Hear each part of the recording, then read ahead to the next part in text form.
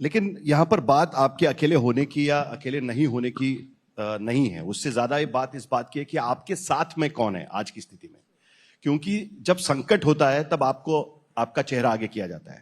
और इस बार हमने देखा कि जो मुंबई में रहते हैं उन्हें यह पता होगा कि हर जगह पर एक बड़े बड़े होर्डिंग्स लगाए गए थे जिसमें सिर्फ देवा भाऊ और छत्रपति शिवाजी महाराज दिखे थे।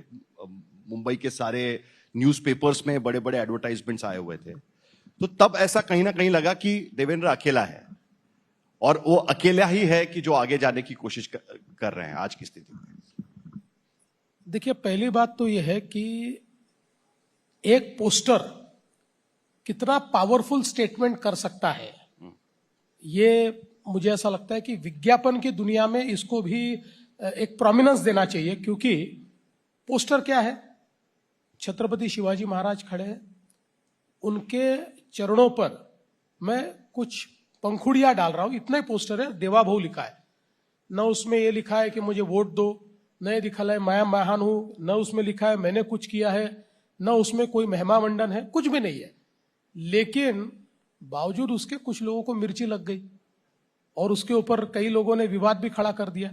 सवाल इतना ही है कि इस पोस्टर का अर्थ क्या है। सब मिर्ची लगने वाले अंदर के हैं और बाहर के हैं, दोनों है। नहीं, अंदर में किसी को मिर्ची नहीं लगी, बाहर में ही लगी है। अंदर की मिर्ची नहीं समझ में अंदर में सबको मिठाई मिली है, कोई नहीं, सब कोई मिर्ची वाला नहीं है। लेकिन आप ये समझ लीजिए कि मेरी पार्टी ने ये पोस्टर लगाया, इसका मतलब क्या है।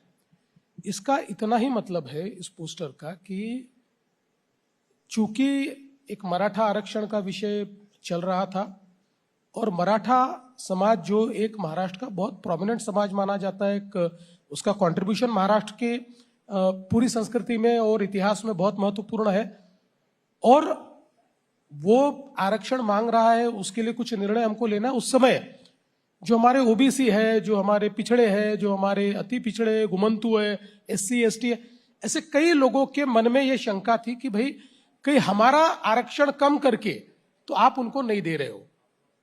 तो उस समय मैंने ये कहा था कि भाई जैसे मराठा समाज छत्रपति शिवाजी महाराज की लड़ाई में लड़ने वाला एक महत्वपूर्ण समाज है, वैसे ही महाराष्ट्र में छत्रपति शिवाजी महाराज ने, जिसको उस समय 18 पगड़ जातियां कहते थे, यानी अलग अलग समाज, अलुतेदार, बलुतेदार, ओबीसी, माइक्रो ओबीसी, घुमंतु, शेड्यूल कास्ट, ऐसे सब लोगों को मिलाकर सेना तैयार की थी। इसलिए कोई भी निर्णय अगर मैं ऐसा लूंगा कि केवल एक समाज के लिए रहेगा और दूसरे समाज का निकाल कर मैं अगर किसी को दूंगा, तो वो छत्रपति शिवाजी महाराज के विचारों पर मैं नहीं चलूंगा। हमने जो निर्णय लिया उससे ओबीसी समाज के लिए हमने उनके आरक्षण से किसी को आरक्षण नहीं दिया, मराठा समाज का भी जो प्रश्न था उसको हमने एक प्रकार से सॉल्व किया। तो ये चित्र इतना ही दर्शाता है कि महाराज, हमने आपके जो मावड़े हैं, आपके जो सैनिक है, इनमें कोई भेद नहीं किया है, आपके विचारों पर हम चले, केवल इतना ही वो दर्शाता है।